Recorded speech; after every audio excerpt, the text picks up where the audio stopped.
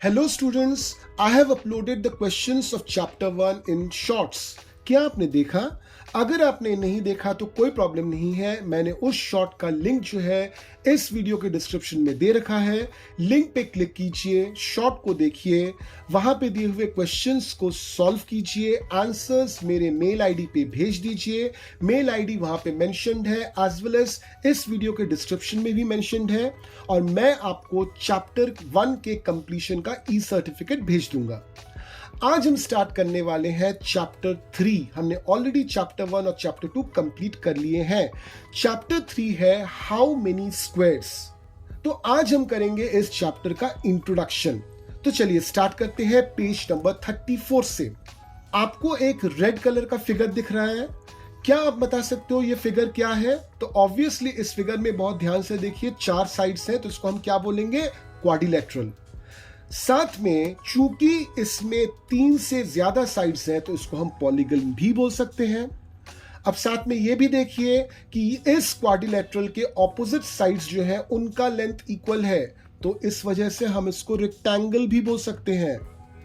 अब क्या आपको पता है कि अगर इस क्वाड्रिलेटरल के चारों साइड्स के लेंथ सेम होते तो उनको हम क्या बोलते हैं?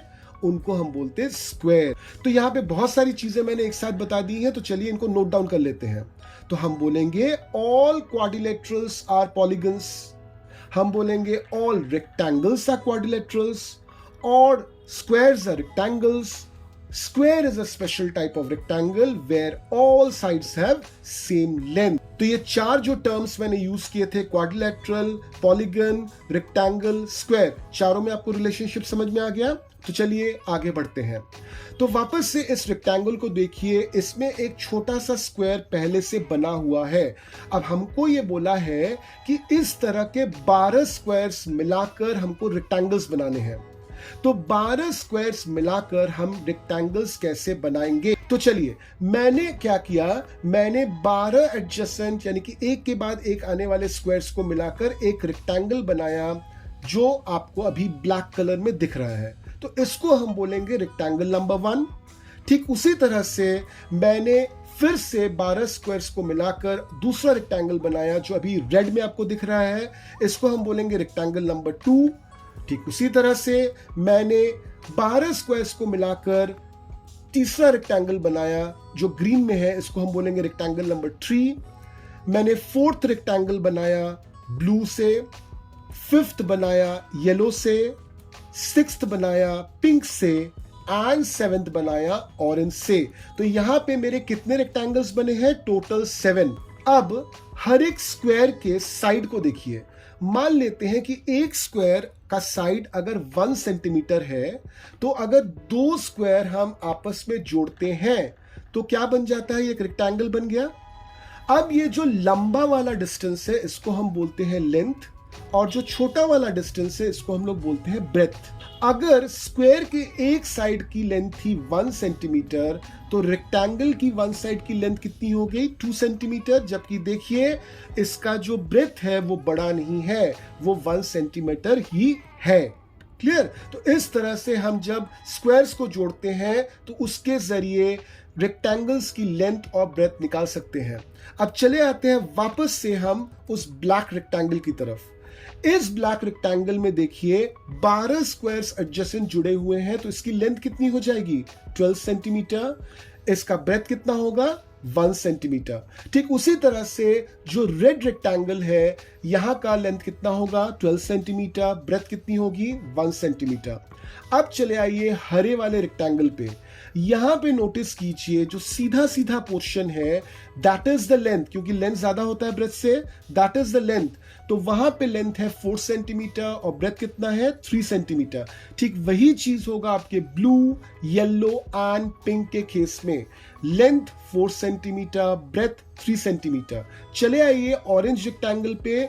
यहां पे आपका जो लेंथ है that is 6 centimetre, and what is your breadth? That is 2 centimetre. Clear? अब यहां पे हम 2 नए टर्म्स देखेंगे। पहला है एरिया और दूसरा है पेरीमीटर। एरिया क्या होता है? It is the total space cover, total जगह जो आपने ऑक्यूपाई कर रखी है, तो उसको हम लोग बोलते हैं एरिया। ठीक है। अब इन रेक्टेंगल्स में कितने स्क्वायर्स हैं? 12 स्क्वायर्स हैं। हर एक स्क्वायर का साइड कितने का है? 1 सेंटीमीटर है। तो हर एक रेक्टेंगल में अगर 12 स्क्वायर्स हैं तो हर एक रेक्टेंगल का जो एरिया होगा वो तो सेम होगा, जबकि जो दूसरा टर्म है पेरीमीटर वो क्या है? It is the length of the boundary. तो बाउंड्री का जो टोटल लेंथ है उसको हम बोलेंगे पेरीमीटर। अब ये हर एक रेक्टेंगल के लिए अलग हो भी सकता है, नहीं भी हो सकता है। चलिए निकाल लेते हैं। चले आते हैं ब्लैक रेक्टेंगल में। नीचे का जो लेंथ है कितना है? 12। दाहिने साइड का जो ब्रेथ है वो कितना है? 1। ऊपर का जो लेंथ है वो कितना है? 12। और बाएं का जो ब्रेथ है वो कितना है? 1। अब जोड़ दीजिए सबको, 12 + 1 + 12 + 1, तो आ जाएगा आपका ब्लैक का पेरीमीटर 26 सेंटीमीटर। अब ठीक उसी तरह से आपको रेड के लिए करना है, 12 + 1 + 12 + 1, तो रेड का भी आपका पेरीमीटर आ जाएगा 26 सेंटीमीटर। अब चले आते हैं ग्रीन रेक्टेंगल में। ग्रीन में देखिए बाएं तरफ का जो लेंथ है वो कितना है? 4 सेंटीमीटर। नीचे की जो विड्थ है वो कितनी है? 3 सेंटीमीटर। दाहिने तरफ का जो लेंथ है वो कितना है? 4 सेंटीमीटर। ऊपर की जो विड्थ है वो कितनी है? 3 सेंटीमीटर। यानी कि पेरीमीटर कितना निकलेगा? 4 + 3 + 4 + 3, दैट इज 14 सेंटीमीटर। ठीक उसी तरह से ब्लू, येलो और पिंक का भी 14 सेंटीमीटर ही होगा, 4 + 3 + 4 + 3। चले आते हैं ऑरेंज रेक्टेंगल में। ऑरेंज रेक्टेंगल में जो लेंथ है दैट इज 6 सेंटीमीटर। नीचे का जो विड्थ है दैट इज 2 सेंटीमीटर। बाईं तरफ का जो लेंथ है दैट इज अगेन 6 सेंटीमीटर। ऊपर का जो विड्थ है दैट इज 2 सेंटीमीटर, यानी कि 6 + 2 + 6 + 2 which is equals to 16 centimetre. तो यहां से देखकर आप आसानी से समझ रहे हो कि ब्लैक और रेड इन दो रेक्टेंगल्स का पेरीमीटर सबसे ज्यादा है, जबकि green, blue, yellow and pink rectangles की पेरीमीटर सबसे कम है। अब कुछ बातें आपको ध्यान में रखनी है कि अगर दो शेप्स का एरिया सेम होता है तो उनका पेरीमीटर अलग हो सकता है। ऐसा जरूरी नहीं है कि शेप्स का एरिया सेम हो तो पेरीमीटर भी सेम हो, और इसका उल्टा भी सही है। अगर दो शेप्स की पेरीमीटर सेम है तो उनका एरिया भी अलग हो सकता है। तो अब चले आते हैं पेज नंबर 35 पर, जहां पे कुछ क्वेश्चंस दिए हुए हैं। चलिए उनको सॉल्व करते हैं। चले आते हैं क्वेश्चन नंबर ए पर। How many squares of 1 centimetre does stamp A cover? ऊपर देखिए आपका स्टैम्प ए बना हुआ है। How many squares of 1 centimetre does stamp A cover? बहुत ध्यान से गिनिए, यहां पे कितने स्क्वायर्स हैं? 18 स्क्वायर्स हैं। स्टैम्प बी में कितने स्क्वायर्स हैं? 8 स्क्वायर्स हैं। तो चले आते हैं क्वेश्चन नंबर बी में। Which stamp has the biggest area? तो चलिए इन स्टैम्प्स की एरिया निकालते हैं। तो स्टैम्प ए में कितने सारे स्क्वायर्स हैं? 18। स्टैम्प बी में 8, स्टैम्प सी में 6, स्टैम्प डी में 12, स्टैम्प ई में 4 और स्टैम्प एफ में 12। तो यहां पे क्लियरली देखा जा सकता है कि स्टैम्प ए में सबसे ज्यादा स्क्वायर्स हैं, यानी कि इसकी एरिया जो है वो सबसे ज्यादा है। अब देखिए दूसरा question, how many squares of side 1 centimetre does this stamp cover? तो ऑलरेडी हमने आंसर नंबर ए में इसको बता के रखा है, that is 18। How much is the area of this biggest stamp? चूंकि 18 स्क्वायर्स हैं और हर एक स्क्वायर की जो साइड है वो 1 सेंटीमीटर की है, तो इसका एरिया कितना बन जाएगा? 18 स्क्वायर सेंटीमीटर। चले आते हैं क्वेश्चन नंबर सी में। Which two stamps have the same area? तो हमने एरिया जब निकाला था, कौन कौन से दो स्टैम्प्स थे जिनमें सेम नंबर ऑफ स्क्वायर्स थे? D and F। तो D and F होगा इसका answer. How much is the area of each of the stamps? तो D और F दोनों में ही 12 स्क्वायर्स थे, तो इनकी एरिया कितनी होगी? 12 स्क्वायर सेंटीमीटर। चले आते हैं क्वेश्चन नंबर डी में। The area of the smallest stamp is, तो सबसे स्मॉल कौन था? ई था, और उसमें कितने स्क्वायर्स थे? 4 स्क्वायर्स थे, तो उसकी एरिया कितनी होगी? 4 square centimetre. Difference between the area of the smallest and the biggest stamp is, तो सबसे बड़ा स्टैम्प कौन सा था? ए, उसकी एरिया कितनी थी? 18 स्क्वायर सेंटीमीटर। सबसे छोटा स्टैम्प कौन सा है? ई, उसकी एरिया कितनी है? 4 स्क्वायर सेंटीमीटर। तो दोनों में डिफरेंस निकालिए, 18 - 4 कीजिए, तो इट इज 14 स्क्वायर सेंटीमीटर। तो ठीक इसी तरह से हमारे आसपास जितनी भी ऑब्जेक्ट्स हैं सबका हम एरिया और सबका हम पेरीमीटर निकाल सकते हैं।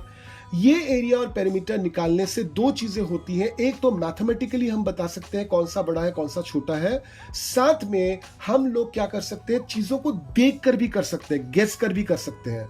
ठीक है, तो चलिए ये पेज नंबर 36 में जहां पे थोड़ा सा गेस वर्क कर लिया जाए। हर समय आपके पास कॉपी पेन नहीं होगा, हर समय आप मेजरमेंट्स नहीं कर पाओगे, तो हर समय आपको बैठकर चीजें कंपेयर करने का मौका नहीं मिलेगा। तो कभी कभार आपको देखकर भी अंदाजा लगाना पड़ेगा, गेस करना पड़ेगा। तो यहाँ पे पेज नंबर 36 में हम कुछ चीजें देखेंगे, कुछ क्वेश्चंस देखेंगे जहां से हम चीजों को गेस करना सीखेंगे।